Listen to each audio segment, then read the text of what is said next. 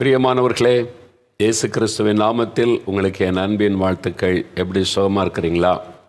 ஆண்டவர் உங்களுக்கு கடந்த வாரம் முழுவதிலும் நல்லவராய் போதுமானவராய் இருந்து நடத்தி கொண்டு வந்திருக்கிறாரா? அதை நினைத்து ஆண்டவரை துதிக்கணும். ஒரு புது நாளை காண்பதே ஆண்டவருடைய கிருபை தானே. இந்த பெரிய ஜெப ஐக்கியத்தில் நீங்களும் இருக்கிறீங்கல்ல, அது எவ்வளோ பெரிய பாக்கியம். ஆண்டவர் உங்களையும் இதில் கொண்டு வந்து இணைத்து இருக்கிறார். இது ஆண்டவர் கொடுத்த ஒரு பெரிய பாக்கியம். அதற்காக நாம் தேவனுக்கு நன்றி சொல்லி அவரை துதிக்க வேண்டும். சரி, இன்றைக்கும் முதலாவது சில சாட்சிகள் வாசித்து உங்களுக்காக, ஏன்னா நிறைய பேர் நமக்காக ஜெபிக்கணும்னு இந்த நிகழ்ச்சிக்காக காத்திருக்கிறீங்க. அதனால் சாட்சிகளை கேட்ட பிறகு உங்களுக்காக நீங்கள் ஜெபிக்க போகிறீங்க. அதன் பிறகு நாம் தேசங்கள், சில நாடுகளில் உள்ள காரியங்களுக்கு நம்ம ஜெபம் பண்ணிவிட்டு வேத வசனத்தை நம்ம தியானிக்க போகிறோம். வேத புஸ்தகத்தோடு இருக்கணும். நான் தானே சொல்கிறேன், திரும்ப திரும்ப ஞாபகப்படுத்துகிற குட்டி பிள்ளைகள் உங்கள் பைபிளோடு வந்து உட்காரணும், பைபிளை திறந்து வாசிக்கணும். பெற்றோர் பெரியவர்களும் வேத வசனத்தை கவனமாக கண்ணில் வசனத்தை பார்க்கணும், கேட்கணும். ரெண்டுமே இருக்கணும். வசனத்தை கண்ணால் பார்க்க செய்யணும், காதால் கேட்கணும். அப்போ அது உங்களுடைய உள்ளத்தில் ஆழமாய் பதிந்து விடும். சரி, ஆண்டவரே, நீர் என்னை மறக்காதவர், உம்முடைய தயவினால் என்னை நடத்தும். என்னை உம்முடைய உள்ளங்கையில் வரைந்து வைத்திருக்கிறீர். விசுவாசத்தை அறிக்கை செய்து நன்றியோடு அவரை துதிப்பது, அதை பார்த்து ஆண்டவருடைய உள்ள மகிழ்ச்சி அடைந்து நம்மை நடத்துவார். அப்படி எல்லாரும் வலதுகரம் உயர்த்துங்க. உங்களுடைய கண்களை மூடி ஆண்டவரை பார்த்து சொல்லுங்க, இயேசுவே, நீர் என்னை மறக்காதவர், அதற்காக ஸ்தோத்திரம். என்னை மறக்காமல் இருப்பதற்கு என்னை உம்முடைய உள்ளங்கையில் வரைந்து வைத்திருக்கிறீர், அதற்காக உமக்கு ஸ்தோத்திரம். எனக்கென்று வாக்குத்தத்தங்களை தந்திருக்கிறீர், அதற்காக உமக்கு ஸ்தோத்திரம். ஒரு தாய் தன் குழந்தையை மறந்தாலும் நீர் என்னை மறக்க மாட்டேன் என்று சொல்லி இருக்கிறீரே, அந்த அன்பிற்காக ஸ்தோத்திரம். நான் அதை விசுவாசிக்கிறேன். நீர் என்னை மறக்காதவர், யார் மறந்தாலும் நீர் என்னை மறக்க மாட்டீர். என்னோடு இருக்கிறீர். மனதார துதிக்கிறேன், ஸ்தோத்தரிக்கிறேன், நன்றி செலுத்துகிறேன், உம்மை வாழ்த்துகிறேன், உம்மை போற்றுகிறேன். மனதார உமக்கு நன்றி, நன்றி, நன்றி ராஜா, உமக்கு ஸ்தோத்திரம். அப்பா, உமக்கு ஸ்தோத்திரம். இயேசு கிறிஸ்துவின் நாமத்தில் மகிழ்ச்சியோடு என்னுடைய ஸ்தோத்திர பலிகளை ஏறெடுக்கிறோம் பிதாவே. ஆமேன், ஆமேன். சரி, நம்ம எப்போ ஜெபித்தாலும் முதலாவது ஆண்டவரை துதிக்கணும்னு நான் சொல்லியிருக்கிறேன். ஏன்னா வசனத்தில் அப்படி தான் இருக்கிறது. ஸ்தோத்திரத்தோடு கூடிய ஜெபத்தினால் தேவனுக்கு எல்லாவற்றையும் தெரியப்படுத்துங்கள். அதனால் முதலாவது ஆண்டவரை துதிக்கணும். சரி, இப்போ சில சாட்சிகள் நான் உங்களுக்காக வாசிக்கிறேன். ஆண்டவரிடத்திலிருந்து அற்புதங்களை, விடுதலையை, சுகத்தை, ஆசீர்வாதத்தை பெற்றுக்கொண்டவர்கள் அவங்களுடைய அனுபவத்தை நமக்கு தெரியப்படுத்துவாங்க. ஆண்டவர் இந்த ஜெபத்தின் மூலம் எனக்கு இந்த நன்மை செய்தார், நானும் இயேசுவை அறிந்து கொண்டு விடுதலை பெற்றுக்கொண்டேன். தெரியப்படுத்தின பிறகு நாம் அவங்களோட ஃபோனில் தொடர்பு கொண்டு உங்களுக்கு என்ன நடந்தது என்பதை தெளிவாய் கேட்டு அறிந்து அந்த சாட்சி, அதுலேயும் நிறைய பேர் தெரியப்படுத்துகிறாங்க. எல்லா சாட்சிகளையும் சொல்ல நமக்கு நேரம் இல்லை. அதனால் ஒரு 5 சாட்சி மிஞ்சின 6 சாட்சிகளை உங்களுக்கு முன்னாலே தெரியப்படுத்துகிறோம். இன்னும் ஆயிரக்கணக்கான பேர் இந்த மாதிரி சாட்சியங்களுக்கு தெரியப்படுத்தி கொண்டே இருக்கிறாங்க. ஆண்டவருக்கு ஸ்தோத்திரம். நீங்கள் இந்த சாட்சி, அந்த அற்புதங்களை பெற்றுக்கொண்டவங்கள்ட்ட பேசி உறுதிப்படுத்தி அதைத்தான் உங்களுக்கு நாங்கள் வாசிக்கிறோம். சரியா? நீங்கள் கவனமாக இந்த அனுபவங்களை கேளுங்க.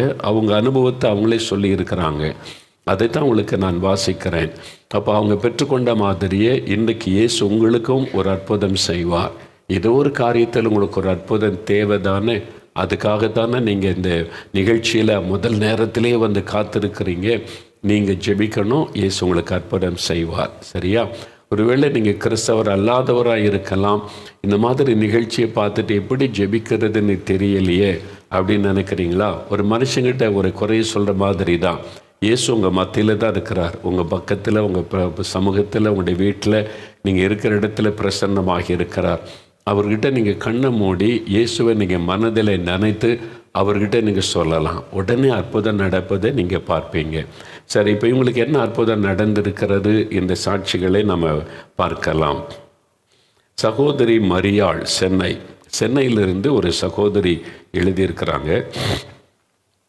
பக்கத்து வீட்டில் உள்ள இயேசுவை அறியாத ஒரு பெண் ஒருவர் என் வீட்டிற்கு சும்மா பேசுவதற்காக வருவார்கள். பக்கத்து வீட்டில் இருக்கவங்க சாயங்காலத்தில் சும்மா இருக்கும்போது வந்து பேசிக்கிட்டு இருப்பாங்கல்ல. ஒரு நல்ல ஒரு ஃபெலோஷிப் கிராமங்களில் இப்போவும் பட்டணங்கள்லேயும் பார்க்குறோம். அது ஒரு பக்கத்து வீட்டில் யார் இருக்கிறா, அவங்க என்ன காரியம்னு தெரிந்து கொள்ளுகிற ஒரு நல்ல வாய்ப்பு அது. இந்த அமெரிக்கா போன்ற மற்ற நாடுகளில் இந்த பழக்கமே இல்லாமல் போச்சு. ஒரு காலத்தில் இருந்தது. இப்போ பக்கத்து வீட்டில் பேசுனா கூட அப்பாயின்மெண்ட் வாங்கணும். அவங்கள்ட்ட ஃபோன் பண்ணி, நீங்கள் பக்கத்து வீட்டில் இருக்கிறீங்க, ஒரு 5 நிமிஷம் உங்கள்கிட்ட பேசணும், எங்கள் காரியம் சொல்ல வரலாமா அப்படின்னு கேட்டு, எவ்வளோ கொடூரமான காலத்தில் ஆயிட்டோம். சில குடும்பத்தில் இன்னும் வேதனை என்னென்னா, பெற்றோர் பிள்ளைகிட்ட பேசணுமானா ஒரே வீட்டில் மாடியில் இருப்பாங்க, அப்பாயின்மெண்ட் வாங்கணும், சொல்லணும், தம்பி உங்கள்கிட்ட ஒரு 5 நிமிஷம் பேசணும், டைம் கிடைக்குமா, இங்கே அடுத்த வாரம் தான் டைம் இருக்குது அப்படின்னு சொல்லிட்டு போயிடுவார். இந்த மாதிரி இந்த வெஸ்டர்ன் கலாச்சாரம் மக்களை பிரித்து விட்டார். அது ஆரோக்கியமான ஒரு ஃபெலோஷிப் அல்ல. நம்ம நாட்டில் இருக்கிற அந்த பழக்கம்தான் ஒரு ஆரோக்கியமான ஒரு சமுதாய ஒரு ஐக்கியம், அன்பு, இதெல்லாம் பார்க்க முடிகிறாரு. பாருங்கள், பக்கத்து வீட்டிலேருந்து அவங்கவுங்க காரியத்தை பேசினா தப்பு இல்லை, அடுத்தவங்கள பற்றி பேசினா தான் தப்பு. அவள் வீட்டில் இப்படி, இவன் வீட்டில் இப்படி, அடுத்தவங்கள பற்றி பேசக்கூடாது, அது சாபமாகிவிடும். நமக்கு 2 குடும்பங்களுக்குள்ளே ஒருத்தருக்கு ஒருத்தர் பகிர்ந்து கொள்ளலாம். அப்படி தான் அந்த சகோதரி வந்திருக்கிறாங்க. சாயந்தரம் வீட்டிற்கு வந்தால் ரொம்ப நேரம் உட்கார்ந்து பேசிவிட்டு தான் அவர்கள் வீட்டிற்கு போவார்கள். சனி ஞாயிறு மட்டும் 7 மணிக்கு முன்பதாகவே எழுந்து சென்று விடுவார்கள். உங்கள் வீட்டு டிவியில் ஐயா பேச வருவார், நீங்கள் போய் கேளுங்க, நான் போய் சீரியல் பார்க்க போகிறேன்னு சொல்லிவிட்டு போய் விடுவார்கள். இப்போ இந்த ஜெபிக்கலாம் நிகழ்ச்சியில் அது அவங்களுக்கு தெரிஞ்சிருக்குது. நீங்கள் இந்த நிகழ்ச்சியை பார்ப்பீங்களா, ஐயா பேசுவாங்க, கேளுங்க, நான் போகிறேன் அப்படின்னு சொல்லிட்டு. அவங்க கிறிஸ்துவ அறியாதவங்க.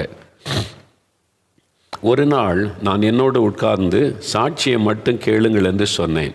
இது மாதிரி சாட்சி ஆரம்பத்தில் ஒரு நாள் சொல்லியிருக்காங்க. சரி, நீங்கள் உட்காந்து இந்த சாட்சி முதல்ல சொல்லுவாங்க, அதை மட்டும் பார்த்துட்டு போங்க அப்படின்னு சொல்லியிருக்கிறாங்க. உடனே அவர்கள் பாருங்கள், அன்றைய தினத்தில் வாசித்த சாட்சியையும் உட்கார்ந்து கேட்டார்கள். அவர்களுக்கே அதை கேட்க ஆர்வம் வந்தது. அவர்கள் வீட்டிற்கு போய் தொடர்ந்து டிவியில் பார்க்க ஆரம்பித்தார்கள். அதன் பிறகும் தினமும் உங்களுடைய நிகழ்ச்சியை கேட்க ஆரம்பித்தார்கள். அந்த பெண் மிகவும் பக்தியான கீழ்ப்படிதல் உள்ள ஒரு பெண். ஆமாம், நிறைய பேர் பாருங்கள், கிறிஸ்தவர் அல்லாத மக்களுடைய பக்தி நான் ரொம்ப ஆச்சரியப்பட்டு இருக்கிறேன். கிறிஸ்தவர்களை விட அவங்க ரொம்ப பக்தி உள்ளவர்கள். பக்தினா ரொம்ப ஒரு கீழ்ப்படிதல். இதை நீங்கள் தரையில் உருண்டு தான் சாமி கும்பிடுன்னா அதை செஞ்சுருவாங்க, வெட்கப்பட மாட்டாங்க. சாஷ்டாங்கமாக விழுந்து தான் சாமி கும்பிடுன்னா வெட்கப்பட மாட்டாங்க, செய்வாங்க. நம்ம முழங்கால் போடுறதுக்கே வெட்கப்படுகிறோமே கிறிஸ்தவங்க. அந்த பழக்கமே மாறிக்கொண்டு வருகிற, முழங்கால் போடுற பழக்கமே நிறைய இடத்துல மிஸ்ஸிங் ஆகி கொண்டு இருக்கிறாரு. ஆனால் அவங்க பாருங்கள், எவ்வளோ பக்தியாக எவ்வளோ படிச்சிருந்தாலும் அந்த பக்தியோடு நடந்து கொள்ளுவாங்க. அது மாதிரி இந்த சகோதரி பாருங்கள், ரொம்ப பக்தி உள்ளவங்க, அந்த பக்தியில் அவங்க கீழ்ப்படியக்கூடியவங்க. பாருங்கள், அந்த அவங்க மிகவும் பக்தி கீழ்ப்படிதல் உள்ள ஒரு பெண். அவங்க நீங்கள் கொடுக்கும் தேவ செய்திகள் பிடித்து நீங்கள் சொல்லுகிற காரியத்தில் எல்லாம் கீழ்ப்படிய ஆரம்பித்து விட்டார்கள். இயேசுவுக்கு பிரியமில்லாத அவர்கள் வீட்டில் வைத்திருந்த எல்லா தேவையில்லாத காரியங்களையும் மூட்டையாய் கட்டி தூக்கி எறிந்து விட்டார்கள். மந்திரவாதியிடம் மந்திரித்து வைத்திருந்த மந்திர தகடுகள், எழுதி வைத்திருந்த ஜாதகங்கள் போன்றவற்றை எல்லாம் தூக்கி எறிந்து விட்டார்கள். இப்பொழுது என்னுடன் சேர்ந்து ஆலயத்திற்கும் வருகிறார்கள். இயேசுவை சொந்த தெய்வமாக ஏற்றுக்கொண்டார்கள். வெறுமையாக கதை மட்டும் பேசி கொண்டிருக்காமல் உங்கள் நிகழ்ச்சியை பற்றி சொல்லி சாட்சியை கேட்க செய்ததால் அறியாமையிலிருந்த ஒருவரை வெளியே கொண்டு வந்த சந்தோஷம் எனக்கு இருக்கிறது. சந்தர்ப்பங்களை கொடுத்த இயேசுவுக்கு நன்றி. கிறிஸ்தவங்களோடு ஆண்டவர் பேசுகிறார். உங்கள் பக்கத்து வீட்டில், எதிர் வீட்டில், உங்கள் தெருவில், உங்கள் கிராமத்தில் எவ்வளோ மக்கள் இருக்கிறாங்க, வியாதியில், வேதனையில், பாவத்தில் கஷ்டப்பட்டு சாபத்துக்குள்ளே வேதனையோடு இருக்கிறாங்கல்ல. அவங்களுக்கு ஒரு வழி சொல்லிக் கொடுங்க. நிகழ்ச்சியை பாருங்கன்னு சொல்லுங்களேன், அது ஒரு ஊழியம் தானே. இதில் சாட்சியெல்லாம் சொல்லுவாங்க, சில அனுபவங்கள்லாம் பல சொல்லுவாங்க.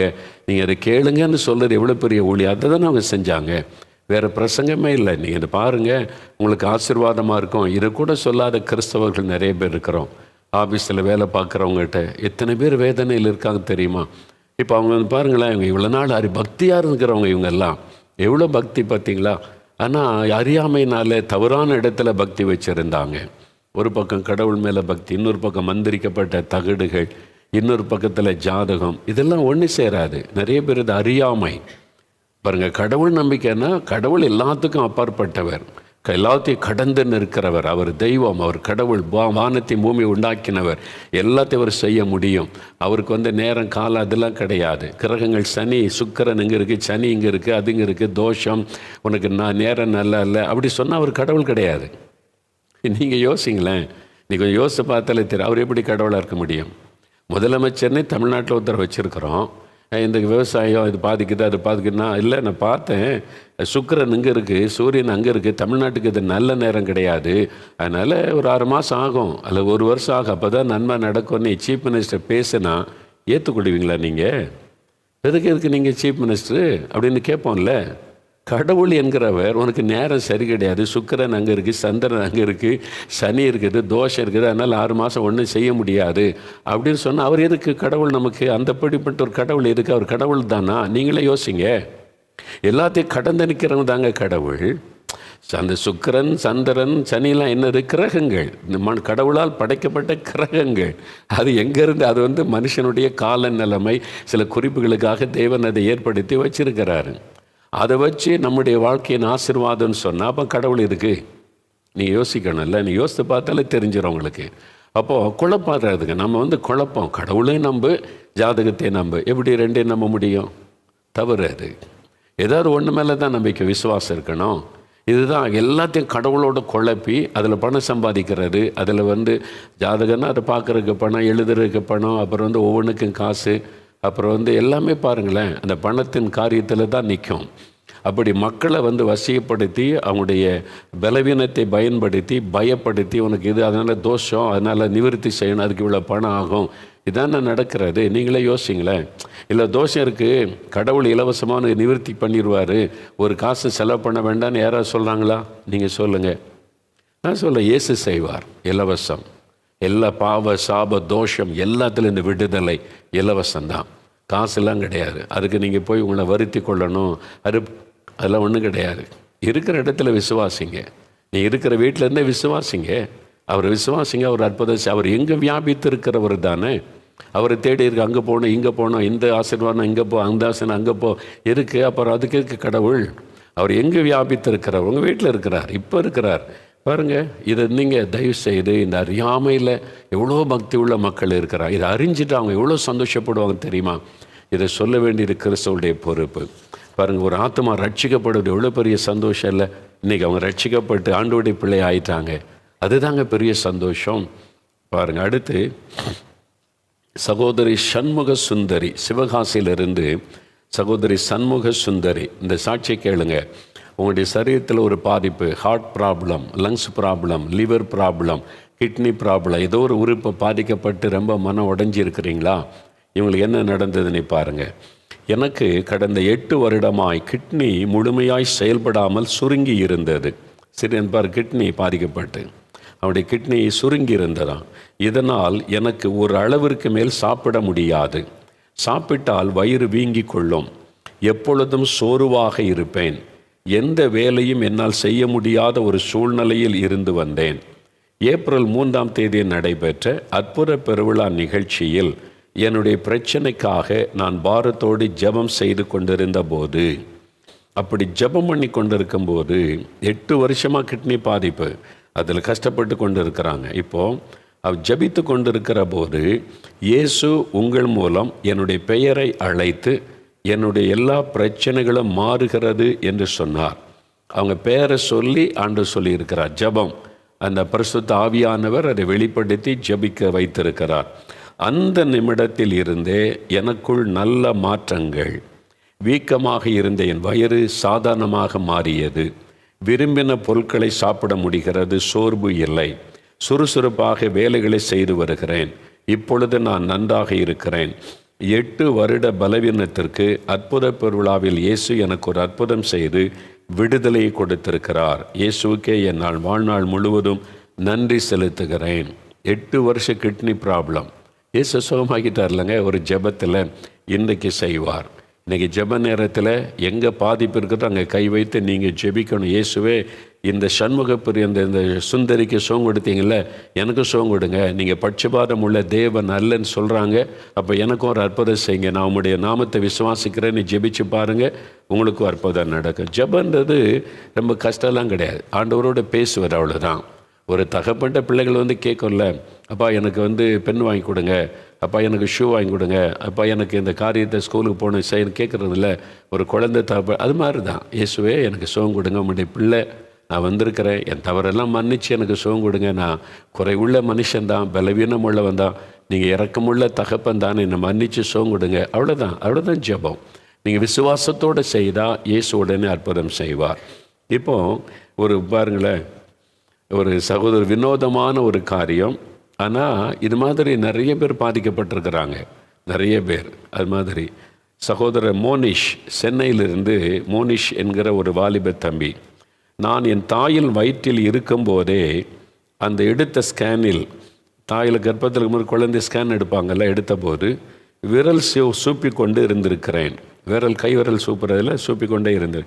இப்படி எனக்கு விரல் சூப்பும் பழக்கம் குழந்தை பருவத்தில் இருந்தே இருந்தது. இப்பொழுது என் வயது 26 வயசு வரைக்கும் விரல் சூப்புற பழக்கம்.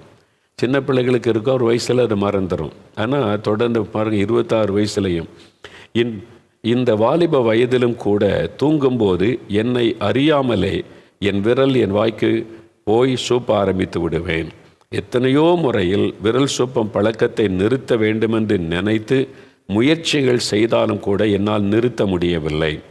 இதனால் யார் வீட்டிற்கும் நான் போக மாட்டேன், வெட்கமாக இருக்கும். இந்த வருடத்தின் ஆரம்பத்தில் ஜனவரி மாதம் 1ஆம் தேதி 4 மாவடியில் நடந்த கூட்டத்தை நேரலையில் பார்த்தேன். உங்கள் தேவைகளுக்காக ஜெபம் செய்யுங்கள் என்று நீங்கள் சொன்னபோது நானும் என்னுடைய குறையை நினைத்து ஜெபம் செய்தேன். விரல் சூப்பம் பழக்கத்தை விட்டுவிட இயேசுதான் எனக்கு உதவி செய்ய வேண்டும் என்று எனக்காக ஜெபம் செய்தேன். அன்று இரவில் இருந்தே நான் தூங்கும்போது விரல் சூப்பவில்லை. அந்த பழக்கத்தை விட்டு 4 மாதங்கள் கடந்து விட்டது. 26 வருடமாயிருந்து வெளியே கூட சொல்ல முடியாத விசித்திரமான பழக்கத்தை விட்டுவிட இயேசுதான் எனக்கு உதவி செய்தார். இயேசுவுக்கு கோடான கோடு நன்றிகள். இந்த தம்பி பார்த்தீங்களா, அவன்கிட்ட பேசுகிற இந்த சாட்சியில் நாங்கள் வாசிப்போம், ஓகேவா? இல்லை என் பேரையும் நீங்கள் சொல்லுங்கள், என் ஃபோட்டோவையும் போடுங்க. இது மாதிரி நான் எனக்கு இயேசு விடுதலை தந்திருக்கிறாரு. 26 வருஷம் நான் கஷ்டப்பட்டேனே, எனக்கு ஒரு அவமானமாக இருந்துச்சு, இயேசு விடுதலை கொடுத்துருக்கிறாரு. என்னங்க இதெல்லாம் ஒரு காரியமானா? கடந்த நாட்களில் பார்த்தாலும் குச்சி சாப்பிட்றது, அப்புறம் கல் சாப்பிட்றது, சிலருக்கு அந்த பழக்கம், பொடி போடுறது, அது மாதிரி இது ஒரு பழக்கம். சின்ன வயசில் விரல் சூப்பாங்க, கொஞ்ச நாளில் மறந்துடும். ஆனால் வாலிப வயசு வரைக்கும் தொடர்ந்தால் பேரண்ட்ஸுக்கும் துக்கம், அவங்களுக்கு அந்த பிள்ளைகளுக்கும் பாதிப்பு. இதே மாதிரி ஏதோ ஒரு பழக்கம் உங்கள் வாழ்க்கையில் வரலாம், தொடர்ந்து கொண்டே இருக்கலாம். அதிலிருந்து கூட இயேசு விடுதலை தருவார். பாருங்களேன் அந்த சார். அதனால் வெட்கம், மற்ற இடத்துக்கு போகிறதுக்கு இதெல்லாம் கொஞ்சம் கஷ்டம் தானே, மனசுக்கு ஒரு கஷ்டம். ஆனால் இயேசு விடுதலை கொடுத்துட்டார். இதே மாதிரி ஏதோ ஒரு பழக்கத்தில் நீங்கள் கஷ்டப்படலாம். சிலருக்கு திருடுகிற பழக்கம், அவங்க அடுத்தவங்க பொருளை இச்சித்து திருட நினைக்க மாட்டாங்க, அது ஒரு பழக்கமாயிரும். பார்த்தீங்களா, பணக்காரங்களாக இருப்பாங்க. ஒருத்தர் நம்ம சாட்சி எழுதுனாங்க நம்முடைய ஜெபிக்கலாம் நிகழ்ச்சியில், எங்கே போனாலும் எனக்கு திருடணும், அவ்வளோதான். காசு கை நிறைய இருக்கும், காசு கொடுத்து வாங்குறத விட அந்த பொருளை திருடிட்டு வந்தால் எனக்கு ரொம்ப சந்தோஷமாக இருக்கும். அதனால் சின்ன சின்ன பொருளெல்லாம் நான் ஷாப்பிங் போனால் திருடிட்டு வந்துடுவேன். இந்த பழக்கத்துக்கு அடிமை ஆயிட்டாங்க. நம்ம கேட்க வினோதமாக இருக்கும். இது மாதிரி வினோதமான பழக்கங்கள் அநேகருடைய லைஃப்பில் இருக்குது, பாதிக்கப்பட்டு இருக்கிறவங்க இருக்கிறாங்க. அப்போ நீங்கள் ஒருவேளை அப்படி ஏதோ ஒரு பழக்கத்தில் பாதிக்கப்பட்டு என்னால் விட முடியல, இது எனக்கு அவமானமாக இருக்குது, தப்புன்னு தெரியுது, ஆனால் என்ன செய்கிறது அப்படின்னு நினைக்கிறீங்களா? இன்றைக்கி இயேசுக்கிட்ட சொல்லுங்கள், ஆண்டவரே இந்த பழக்கத்துலேருந்து எனக்கு விடுதலை கொடுங்க, இது வேண்டாம், எனக்கு அவமானமாக இருக்குது, இந்த காரியத்தில் விடுதலை கொடுங்கன்னு கேளுங்க, ஆண்டவர் விடுதலை தருவார். இயேசு இன்றைக்கு உங்களோட பேசுகிறார். சிலர் எனக்கும் இப்படி தான் இருக்குது அப்படின்னு நினைக்கிறீங்களா? அவங்களுக்கும் ஒரு விடுதலை ஆண்டவர் தருவார். இன்னொரு வாலிப மகள் எழுதியிருக்கிற சாட்சி. வாலிபர்கள், வாலிப பிள்ளைகள் கவனிங்க. இந்த கடைசி காலத்தில் இதைத்தான் சாத்தான் வேகமாய் பரவ செய்து கொண்டிருக்கிறான். நீங்கள் ரொம்ப கவனமாக இந்த சாட்சியை கேளுங்க. பேரண்ட்ஸு கூட உங்களுடைய பிள்ளைகள் காரியத்தில் இந்த காரியத்தில் கவனமாக இருக்கணும். இந்த காரியத்தில் நீங்கள் ஜெபிச்சா போதும், ஆண்டவர் விடுதலை தந்து விடுவார். என்ன பாருங்கள், அந்த மகள் சொல்லியிருக்கிறாங்க, அநேகருக்கு என் சாட்சி பிரயோஜனமாக இருக்கும் என்பதால் நான் இந்த சாட்சியை எழுதுகிறேன். நான் 7ஆம் வகுப்பு படிக்கும்போதே, பார்த்தீங்களா, 7ஆவது வகுப்பு படிக்கும்போதே விளையாட்டாக என் தோழியுடன் ஓரின சேர்க்கை பழக்கத்தை செய்தேன். நாளடைவில் அந்த பாவத்திற்கு நான் அடிமையாகிவிட்டேன். அது தவறு, பாவம் என்று எனக்கு தெரியாது. நான் 8ஆம் வகுப்பு படிக்கும்போது இயேசுவை சொந்த இரட்சகராக ஏற்றுக்கொண்டேன். இயேசுவை தெரிந்து கொண்டாலும் அந்த பாவத்தில் இருந்து நான் வெளியே வரவில்லை. இப்பொழுது நான் கல்லூரி 1ஆம் ஆண்டு படித்து வருகிறேன். என் தோழி ஓரினை சேர்க்கை பாவம் என்பதை பைபிள் வசனத்தின் மூலமாக எனக்கு காண்பித்து கொடுத்தாள். அதன் பிறகு என்னுடைய பாவங்களை ஒப்பு கொடுத்து ஜெபித்தேன். கடந்த அற்புத பெருவிழா நேரலை ஜெப நிகழ்ச்சியில் அடிமைத்தனத்திலிருந்து வெளியே வர என்னை ஒப்பு கொடுத்து அழுது நான் ஜெபம் செய்தேன். கொஞ்சம் கொஞ்சமாக அந்த பாவம் முழுவதையும் மறந்துவிட இயேசு எனக்கு உதவி செய்தார். இப்பொழுது முழுமையாய் அந்த பாவத்திலிருந்து வெளியே வந்துவிட்டேன். என்னை போன்று பாவத்தில் இருப்போர் அநேகர் கல்லூரிகளில் இருக்கிறார்கள். அவர்களுக்காகவும் தேசத்திற்காகவும் தொடர்ந்து ஜெபம் செய்து வருகிறேன். பாருங்களா, இந்த மகள் வெளிப்படையாக எழுதின காரியம் சின்ன வயசுலேயே அந்த தாக்குகிறாரு. இந்த ஓரின சேர்க்கை பாருங்கள், இப்போ வெளிநாடுகளில் பல ஆணோட ஆண் கல்யாணம் பண்ணிக்கலாம், பெண்ணோட பெண் கல்யாணம் பண்ணிக்கொள்ளலாம். இந்தியாவில் அந்த வழக்கு பல வருஷமாக நடக்குது. அதுக்கு ஒரு அமைப்பே இருக்குது. கேஸ் போட்டு எல்லா நாட்டிலையும் இதை கொண்டு வந்துடணும்னு அதுக்கு ஒரு அமைப்பு உலக அளவில் கோடிக்கணக்காக பணம் கொடுக்கறதுக்கு கார்ப்பரேட்டுகள் இருக்கிறாங்க. அவங்கள வச்சு தான் கேஸ் போடுறாங்க. இந்தியாவில் அந்த இப்போ கேஸ் நடைபெற்று அப்புறம் உச்ச நீதிமன்றத்தில் வந்தார். நீதிபதிகள் சொன்னாங்க, இது கவர்மெண்ட் தான் தீர்மானிக்கணும். இந்தியாவில் சட்டம் இருக்குது, ஓரின சேர்க்கை ஆணு கல்யாணம் பண்ணக்கூடாது, பெண்ணு கல்யாணம் பண்ணக்கூடாது என்ற சட்டம் இருக்கிறது. இது கவர்மெண்ட்டு தான் தீர்மானிக்கணுட்டாங்க. ஆனால் இப்போ இருக்கிற அரசாங்கத்துக்காக ஆண்டவருக்கு ஸ்தோத்திரம், அவங்க சொல்லிட்டாங்க, இந்த காரியத்தை நாங்கள் அனுமதிக்க முடியாது. அந்த காலத்திலே நம்முடைய பெரியவங்க சட்டம் ஏற்றும் போது சொல்லியிருக்கிறாங்க, இந்த அவலட்சணமான காரியங்கள் கூடாது, இது குடும்பத்தை பாதிக்கும், அது சமுதாயத்தில் பாதிப்பை உண்டாக்குன்னு சொல்லி வேண்டான்ட்டாங்க. அரசாங்கம் போல்டாக சொல்லிவிட்டு நாங்கள் இதை மாற்ற முடியாதுன்னு சொல்லிட்டாங்க. அதற்காக ஆண்டவருக்கு ஸ்தோத்திரம். அமெரிக்காவில் சில மாநிலங்களில் அதை ஏற்றுக்கொண்டிருக்கிறாங்க, சில மாநிலங்கள் அதை ஏற்றுக்கொள்ளவில்லை. ஆனால் பாருங்கள், லேவியராகமம் 18ஆம் அதிகாரம் 22ஆம் வசனம், நிறைய பேர் இதுக்கு அடிமையாகி, நல்ல கவனிங்க, நீங்கள் இயேசுவை நேசிக்கலாம், ஜெபிக்கலாம், ரட்சிக்கப்பட்டிருக்கலாம், அபிஷேகமும் பெற்றிருக்கலாம். ஆனால் சில பாவங்கள், ஜென்ம சுபாவங்கள் தொடர்ந்து கொண்டே இருக்கும். அது சாபத்தினால் உங்களுடைய முன்னோர் கூட இந்த பழக்கத்திலேருந்து சாபமாக தொடர்ந்துடும். அதுலேருந்து விடுதலை பெற்றுக்கொள்ளணும். அது தப்பு கிடையாது, அது ஒரு நேச்சுரல். இது மாதிரி பாவத்தை நேச்சுரல்னு மறைப்பார். இதுதான் இன்றைக்கி உள்ள காரியம். பாவத்தை கலாச்சாரமாக்கி விடுவார். அதுதான் பிசாசனுடைய தந்திரம். ஆனால் பைபிள் என்ன இருக்குது? லேவியராகமம் 18ஆம் அதிகாரம் 22ஆம் வசனத்தில் பாருங்கள், பெண்ணோட சம்போகம் பண்ணுவதைப் போல ஆணோட சம்போகம் பண்ண வேண்டாம், அது அருவருப்பானது. அது அபாமினேஷன். ஆண்டவருடைய சொல்ற கர்த்தருடைய பார்வையில் அது அருவருப்பானது என்று சொல்லப்படும். லேவியராகமம் 20ஆம் அதிகாரம் 13ஆம் வசனத்தில் பாருங்கள், ஒருவன் ஸ்திரியையும், ஒரு 13ஆவது வசனம் பாருங்கள், லேவியராகமம் 20:13, ஒருவன் பெண்ணோட சம்போகம் பண்ணுகிறதை போல ஆணோட சம்போகம் பண்ணினால் அருவருப்பான காரியம் செய்கிற அவ்விருவரும் கொலை செய்யப்பட கடவர்கள், அவர்கள் இரத்தப்பொழி அவர்கள் மேல் இருப்பதாக. அந்த நாட்களில் இஸ்ரவேல் மக்களுக்கு தேவன் ரொம்ப கண்டிப்பாக இதை செய்கிறவங்க கொலை செய்யப்படணும்னு சொல்லியிருக்கிறார்.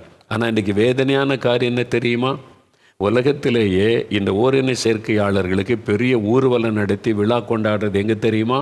இஸ்ரவேல் தேசத்தினுடைய டெல் அவிவ் பட்டணத்தில் வருஷந்தோறும் அங்கே தான் கூடுறாங்க. ஆண்டவர் இவ்வளோ கண்டிப்பாக சொல்லி, அதனால தான் அந்த தேசத்தில் நிறைய பலவிதமான பாதிப்புகளை தொடர்ந்து சந்தித்து கொண்டே இருக்கிறாங்க. இது தேவனுக்கு அருவருப்பான அபாமினேஷன் என்று சொல்லப்படுகிறார். அதனால் ரோமர் 1:27 கூட சாபத்து நிமித்தம் தேவன் ஆணோட ஆண் அவலட்சணமானதை நடப்பிப்பதற்கு தேவன் ஒப்பு கொடுத்துட்டார். அவ்வளோதான், நீங்கள் நிர்விசாரமாக இருக்கிறீங்க, ஒப்பு கொடுத்துட்டாராம். அது ஒரு ஸ்கர்ட்ஸ் என்பதாக ரோமர் 1 அதிகாரத்திலே பார்க்கிறோம். அதனால் இந்த பாவத்திலிருந்து விடுதலை பெறணும். இயேசு விடுதலை கொடுக்க ஆயத்தமாக இருக்கிறார். பிறகு எதுக்கு உங்களுக்கு கஷ்டம்? அது பாவம்லாம் இல்லை அப்படின்னு சொல்லி பாவத்தை மூடி மறைக்கக்கூடாது. அதுலேருந்து வெளியே வரணும். அதுக்கு ஒப்பு கொடுங்க, இயேசு விடுதலை தந்துடுவார். ஆண்டவரால் விடுதலை கொடுக்க முடியும். பாருங்கள், இந்த மகளுக்கு விடுதலை கொடுத்தார்ல ஆண்டவர், சின்ன வயசுலேருந்து இருந்தது உங்களுக்கும் செய்வார். கடைசியாக ஒரு சாட்சி பாருங்கள், ஒரு அற்புதமான சாட்சி. சகோதரி உஷா அயனாவரம், சென்னையில் அயனாவரம் இடத்துலேருந்து எழுதியிருக்காங்க. நன்றாக இருந்து வந்த என் கணவருக்கு கடந்த வருடம் திடீரென தாங்க முடியாத தலைவலி வந்தது. ஸ்கேன் செய்து பரிசோதித்த போது மூளையில் கட்டி உள்ளது என்று தெரிய வந்தது. மூளையில் கட்டி, டியூமர் இன் த பிரெயின் தெரிய வந்தது. ஆப்ரேஷன் செய்தால் உயிருக்கு ஆபத்து ஏற்படும், செய்யாமல் வைத்திருந்தாலும் உயிருக்கு ஆபத்து தான் என்று மருத்துவர்கள் சொல்லிவிட்டார்கள். மூளையில் கட்டினா அது ஆபத்தான இடத்துல இருந்தால் ஒன்றும் பண்ண முடியாது. வெளியில் இருந்தால் கட்டி ஆப்ரேஷன் பண்ணி எடுப்பாங்க, இல்லாட்டா ரொம்ப கஷ்டம், உயிருக்கு ஆபத்து. ஆப்ரேஷன் பண்ணி கட்டி எடுக்காட்டாலும் ஆபத்து தான் அப்படின்ற ஒரு சூழ்நிலை. மேற்கொண்டு என்ன செய்வதென்று தெரியாத ஒரு சூழ்நிலையில் இருந்தோம். நாளடைவில் கண் பார்வையிலும் குறைபாடு ஏற்பட தொடங்கியது. அந்த கட்டியினுடைய பாதிப்பு பாருங்க, கண் பார்வை மங்க ஆரம்பித்தது. கட்டி வளர்ச்சி அடைய ஆரம்பித்ததால் பார்க்கிற எல்லா பொருட்களும் இரண்டு ரெண்டாக தெரிய ஆரம்பித்தது. வாழ்க்கையை வெறுத்து போன ஒரு சூழ்நிலையில் ஜெபிக்கலாமாங்க நிகழ்ச்சியை பார்க்க ஆரம்பித்தோம். ஜெபத்திற்கு பிறகு அவங்க ஜெபிச்சிருக்காங்க, ஜெபிக்கலாம் நிகழ்ச்சியில் ஜெபிச்சிருக்கிறாங்க. அந்த ஜெபத்திற்கு பிறகு நல்ல ஒரு மாற்றம் ஏற்பட தொடங்கியது. கண் பார்வை சரியானது, தெளிவாக இப்பொழுது பார்க்க முடிந்தது. தலைவலியே இல்லாமல் போனது. மறுபடியும் ஒரு தலை சுற்றல் ஏற்பட்ட போது உடனே மருத்துவரிடம் சென்று ஸ்கேன் செய்து பரிசோதனை செய்தோம். மூளையை பரிசோதித்த மருத்துவர்கள் ஆச்சரியம் அடைந்து போனார்கள். ஏனெனில் கட்டியை காணவில்லை. இதான் அவங்க சொல்லியிருக்க, கட்டியை காணவில்லை. மூளையில் இந்த கட்டியை காணோம். எங்கெங்கே போச்சு? ஆப்ரேஷன் பண்ணால் உயிருக்கு ஆபத்து, இருந்தால் ஆபத்துன்னுட்டாங்க. இவங்க விசுவாசத்தோடு ஜெபிக்கலாம் அந்த நிகழ்ச்சியில் தலையில் கை வைத்து ஜெபிச்சாங்க, அவ்வளோதான். இயேசு கட்டியை மறைய பண்ணி விட்டார், காணாமல் செய்து விட்டார். கட்டியை காணவில்லை. அதன் பிறகு என் கணவர் முழுமையாய் குணமடைந்து வேலைக்கும் செல்ல ஆரம்பித்திருக்கிறார். இது முழுவதுமாய் இயேசு செய்த ஒரு அற்புதம். அற்புதத்தை செய்த இயேசுவிற்கு உள்ளத்தின் ஆழத்திலிருந்து வாழ்நாள் முழுவதும் நன்றி செலுத்துகிறோம். உஷா என்கிற சகோதரி சென்னை ஐநாவரத்திலிருந்து இந்த அனுபவத்தை சொல்லியிருக்கிறாங்க. இயேசு உங்களுடைய கணவருக்கு செய்த பெரிய அற்புதத்திற்காக நாங்களும் ஆண்டவரை துதிக்கிறோம். இதெல்லாம் எப்படி நடந்தது? இயேசு கிறிஸ்து என்கிற அற்புதமான ஆண்டவர் மூலமாக. அவர் அற்புதங்களை செய்கிற மனிதர்களுக்காகத்தான் வந்தார். மனிதர்களுக்காக சிலுவையில் ரத்தம் சிந்தினார். மனிதர்கள் ஜெபம் பண்ணும்போது அவளுக்கு அற்புதம் செய்கிறார். இன்றைக்கு உங்களுக்கும் ஒரு விடுதலை ஆண்டவர் கொடுப்பார், அற்புதம் செய்வார். விசுவாசத்தோடு ஜெபிக்கலாமா? இப்போ ஒரு 5 நிமிடம் ஜெப நேரம். இப்போ நல்லா கவனிங்க. ஏதோ ஒரு பாவ பழக்கம் இருக்குது, மதுபான பழக்கம், போதை வஸ்துகளை பயன்படுத்துகிற ஒரு பழக்கம், அல்லது சில தவறான இந்த மாதிரி காரியம் சின்ன வயசுலேருந்து பழகி போச்சு, விட முடியல, அவமானமாக இருக்குது, எனக்கு ஒரு விடுதலை வேணும். அது மாதிரி பாவ மன்னிப்பு, பாவத்தில் இந்த விடுதலை, சில பழக்கங்கள்ல இருந்து எனக்கு விடுதலை வேணும் அப்படி சொல்கிறவங்க உங்களுடைய இருதயத்தில் கை வைத்து, இயேசுவே என் இருதயத்தில் நீங்கள் வாங்க, என் உள்ளத்தில் வந்து எனக்கு விடுதலை கொடுங்க, இந்த பாவத்தில் இந்த விடுதலை, இந்த பழக்கத்தை இந்த விடுதலை நீங்கள் எனக்கு தரணும், என்னை தொடுங்க அப்படின்னு சொல்லி இயேசுவே அப்படின்னு பெயர் சொல்லி ஜெபிக்கணும். ஏன்னா இயேசு கிறிஸ்துவின் ரத்தம் சகல பாவங்களை நீக்கி நம்மை சுத்திகரிக்கும். அதுக்கு தான் அவர் சிலுவையில் ரத்தம் சிந்தினார். இப்போ எந்த காரியத்துக்கு என்ன சொல்லுவாங்க? பரிகாரம் பண்ணணும். பரிகாரம், இந்த வார்த்தை உங்களுக்கு நல்ல நேவர்களை கிறிஸ்தவர் அல்லாதவங்களுக்கு தான் நிறைய தெரியும். பரிகாரம் செய்வது, எங்கே போகிறீங்கன்னு ஒரு பரிகாரம் செய்ய போகிறோம் அப்படின்னு சொல்லி எல்லாருமே அந்த பழக்கம் இருக்கும். பரிகாரம், பாவம் இருக்குது, சாபம் இருக்குது, என் குடும்பத்தில் ஆசீர்வாதம் இல்லை, பரிகாரம் செய்ய போகிறோம், என் நேரம் நல்லா இல்லை, அவங்களுக்கு கரகம் சரியில்லை, தோஷம் இருக்குது, பரிகாரம் அப்படின்னு சொல்லுவோம். ஆனால் அந்த வேதத்தில் ஒரு வசனம் இருக்குது, ஆண்டவர் நம்முடைய பரிகாரி. இயேசு கிறிஸ்து நம்முடைய பரிகாரியாகத்தான் உலகத்தில் வந்தார். இந்த பரிகாரத்துக்கு இயேசு கிறிஸ்து சிலுவையில் ரத்தம் சிந்தி ஒரு முழு மனு குலத்திற்கு அவர் பரிகாரியாக, அவர் பலியாகி பரிகாரத்தை உண்டாக்கி முடித்து விட்டார். இனிமேல் நீங்கள் எங்கே போக தேவையில்லை, பணம் செலவு பண்ண தேவையில்லை. பாவத்திலிருந்து விடுதலை இலவசம், சாபத்திலிருந்து விடுதலை இலவசம், தோஷத்திலிருந்து விடுதலை இலவசம். இந்த மாதிரி அந்த தோஷம், கெட்ட நேரம், அதுலேருந்து எல்லாம் விடுதலை. அதுக்கு வந்து இலவசம், எல்லாமே இலவசமாக கொடுக்கறது தானே கடவுள். அவர் நம்முடைய தகப்பன் தானே. இது இவ்வளோ வேணும், அவ்வளோ வேணும், பணம் செலவு பண்ணால் தான் தோஷம் மாறுன்னு சொன்னால் நீங்கள் நம்பாதங்க. அது வந்து ஏமாற்றுகிற விஷயம். அதனால உங்களுக்கு தோஷம் போகாது, அதிகமாயிரும். அவன் ஏதாவது பிசாசு வச்சு மந்திரம் செய்தால் அது உங்களுக்கு பாதிப்பு அதிகமாயிரும். விசுவாசத்தோட இயேசுவே நீங்கள் தான் எனக்கு பரிகாரி அப்படின்னு சொல்கிறாங்க, அதனால எனக்கு இதிலேருந்து விடுதலை கொடுங்க. நீங்கள் விசுவாசத்தோடு ஜெபிச்சு பாருங்கள். நீங்கள் என்னென்னோ பணம் செலவு பண்ணி எங்கெங்கேயோ உங்களை வருத்தி கொண்டீங்கல்ல, இன்றைக்கி வீட்டிலேருந்து சின்சியராக இயேசுவை நினச்சி அந்த பெயரை சொல்லி ஒரு ஜெபம் பண்ணி பாருங்களேன், என்ன நடக்குன்னு பாருங்களேன். அப்போ நீங்கள் விடுதலை பெற்றுக்கொண்டு அற்புதம் நடந்தால் நீங்கள் அவரை தொடர்ந்து பின்பற்றுங்க. இப்போ நீங்கள் விசுவாசிக்கணும். இந்த சாட்சியெல்லாம் கேட்டிங்கல்ல, இவங்கெல்லாம் நம்ம மத்தியில் இருக்கிறவங்க, இப்போ இன்றைக்கு இருக்கிறவங்க, என்றைக்கே உள்ளதில்லை. அந்த காலத்தில் நம்பப்படுகிறது, சொல்லப்படுகிறது, அப்படியா அப்படி இல்லை, இப்போ நடக்குதுங்க. இப்போ உங்கள் மத்தியில் அவங்க வசிக்கிறாங்க. இவங்கெல்லாம் இப்போ நான் மத்தியில் வசித்து கொண்டு இருக்கிறவங்க. அதை தான் உங்களுக்கு நான் வாசித்து இருக்கிறேன். அப்போது எனக்கும் செய்யுங்க, விசுவாசத்தோட உரிமையாக கேளுங்க. இயேசு கிறிஸ்துவை நீர் வந்தால் என்னை உண்டாக்கினேன்னு சொல்கிறாங்க, எனக்காக சிலுவையில் மரித்து உயிர்த்தெழுந்தேன்னு சொல்கிறாங்க. அப்போ எனக்கு இதை செய்யுங்க, எனக்கு ஒரு விடுதலை உரிமையாக கேளுங்க. இயேசுவை அப்பா நீ கூப்பிட்டு கேளுங்க. அவர் உங்களை நேசிக்கிறார், உங்கள் மேலே ரொம்ப அன்பு வைத்து தான் இந்த நிகழ்ச்சி மூலமாக பேசி கொண்டு இருக்கிறார். அதனால் விசுவாசத்தோடு ஜெபிங்க. அப்புறம் வியாதி உள்ளவங்களாக இருந்தால் வியாதி உள்ள இடத்துல கை வச்சு பாருங்கள். அவங்க கிட்னி பாதிப்பு 8 வருஷம் அதில் கை வைத்து ஜெபிச்சாங்க, விடுதலை. தலையில் மூளையில் கட்டி கை வைத்து ஜெபிச்சாங்க, கட்டி காணாமல் போய்விட்டது. இதெல்லாம் இன்றைக்கு நடந்த அற்புதம், என்றைக்கும் உள்ளதில்லை இப்போ. ஏன்னா இயேசு கிறிஸ்து நேற்றும் இன்றும் என்றும் மாறாதவர். அதனால் அவர் இன்றைக்கு மாறாமல் அற்புதம் செய்கிறார்.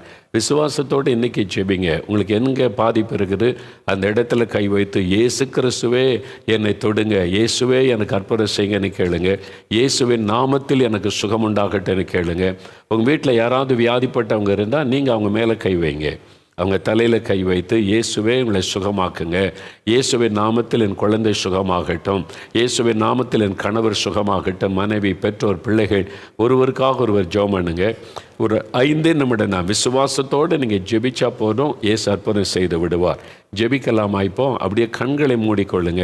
எண்ணம் சிதறாமல் நீங்கள் ஜெபிக்கும் போது ஒரே மனதோடு ஜெபிக்கணும். அங்கங்கே பறக்க பார்த்துக்கிட்டு ஜெபிச்சா அந்த ஜெபத்துக்கு பிரயோஜனம் இல்லை. அதனால தான் கண்ணை மூட சொல்லுவார்.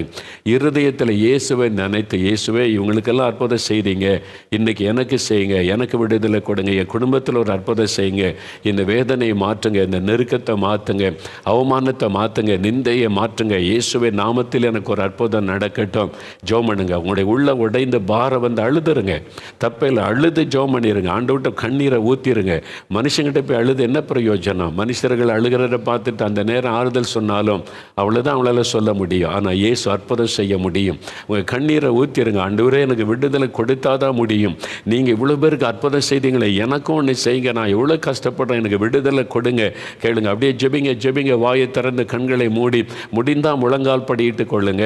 முடியாதவங்க பரவாயில்ல, உட்கார்ந்து கொண்டு வியாதி உள்ள இடத்துல கை வைங்க. இருதயத்தில் கை வைத்து ஜெபிங்க. இயேசுவே என்னை தொடும், இயேசு கிறிஸ்துவின் நாமத்தில் எனக்கு விடுதலை உண்டாகட்டும், இயேசுவே உம்முடைய இரத்தத்தின் வல்லமை எனக்குள் இறங்கட்டும், எனக்காக பரிகாரமாக சிலுவையிலே நீர் பரிகாரியாக சிலுவையிலே மரித்தீரே, எல்லா பரிகாரத்தை செய்து முடிச்சிட்டீங்களே, உங்கள் இரத்தத்தின் வல்லமை எனக்குள் வரட்டும், இயேசுவே உம்முடைய இரத்தத்தின் வல்லமை எனக்குள் இறங்கட்டும்.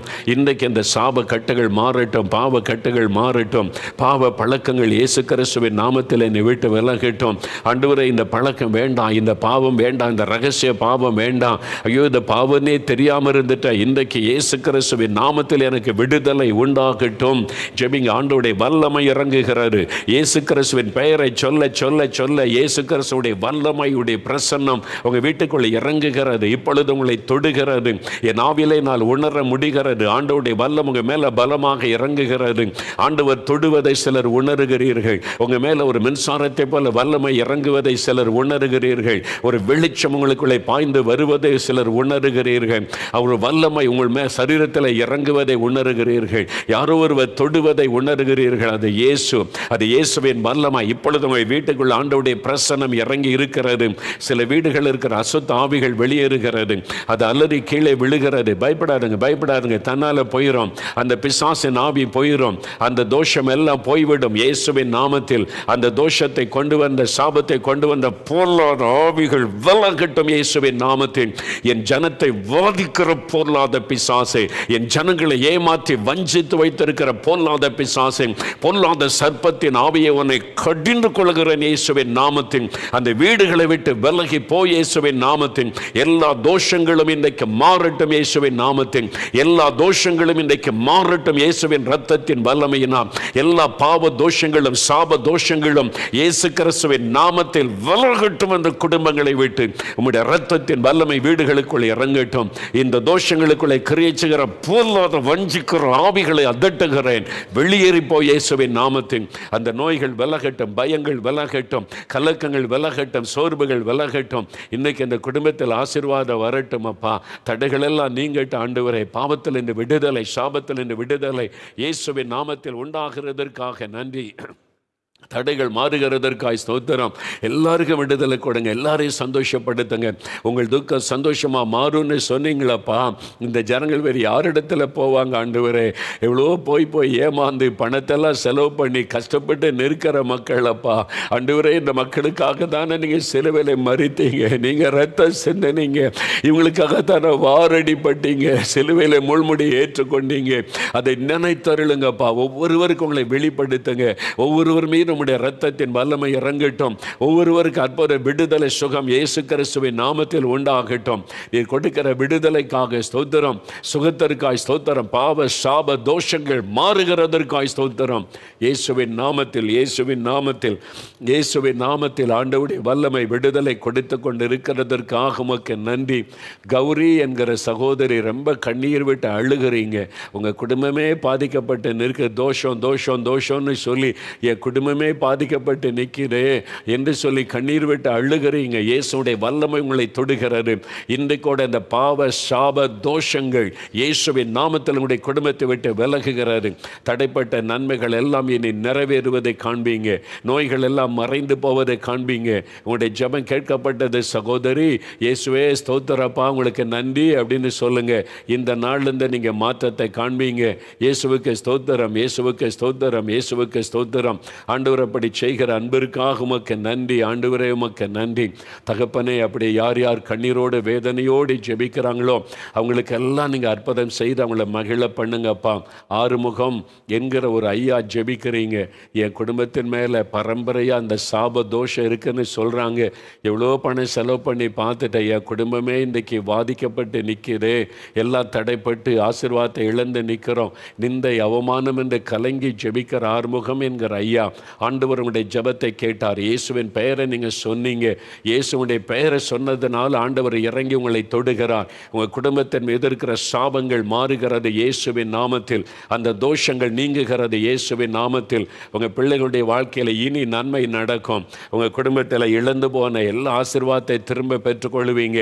ஒரு சந்தோஷம், மன மகிழ்ச்சி இயேசு தருகிறார். ராத்திரிலாம் தூங்க முடியாமல் கஷ்டப்படுறீங்களே, இன்றைக்கு இயேசு உங்களுக்கு விடுதலை தந்துட்டார். இன்றையிலிருந்து மாற்றத்தை காண்பீங்க. அதுதான் உங்களுக்கு அடையாளம் என்று இயேசு உங்களுக்கு சொல்லுகிறார். இயேசுவே உமக்கு ஸ்தோத்திரம்னு சொல்கிறீங்களா? இயேசுவே உமக்கு ஸ்தோத்திரம், இயேசுவே ஸ்தோத்திரம் அப்படி சொல்லுங்க. ஆண்டவருக்கு நன்றி சொல்லுங்க, ஆண்டவருக்கு நன்றி சொல்லுங்க. இயேசு கிறிஸ்துவின் நாமத்தில் விடுதலை கொடுத்த தேவனுக்கு ஸ்தோத்திரம் அப்படின்னு சொல்லுங்க. தேங்க்யூ ஜீசஸ், உமக்கு நன்றி, உமக்கு நன்றி, உமக்கு நன்றி. தேங்க்யூ லார்ட், உமக்கு ஸ்தோத்திரம் அப்பா, உமக்கு நன்றி. தகப்பனே உமக்கு நன்றி. ஷக்கிலா என்கிற ஒரு வாலிப மகள், நீ உன்னுடைய வாழ்க்கை தோஷத்தினால் பாதிக்கப்பட்டு எனக்கு ஒரு எதிர்காலமே இல்லையா என்று கண்ணீர் வெடிக்கிற மகளே, எல்லாராலும் நீ புறக்கணிக்கப்பட்டு மனம் உடைந்து செத்து போயிடலான்னு அடிக்கடி எண்ணம் வருகிறது. நீ கண்ணீர் விட்டு அழுகிறதுனால இயேசுவும் பக்கத்தில் நிற்கிறார். அவருடைய கரம் உன்னை தொடுகிறது. மகளை ஷக்கிலா, இயேசுவின் நாமத்தில் இன்றைக்கு உனக்கு விடுதலை. எல்லா தோஷங்களும் நீங்குகிறது. இனி நன்மையான ஆசீர்வாதம் உன்னை தேடி வரும். உன்னால் விட முடியாத அந்த பாவ காரியங்களை உன்னை விட்டு இயேசுவின் நாமத்தில் இன்றைக்கு விலகுகிறது. உன் ஜெபம் கேட்கப்பட்டது. இயேசுவுக்கு நன்றி.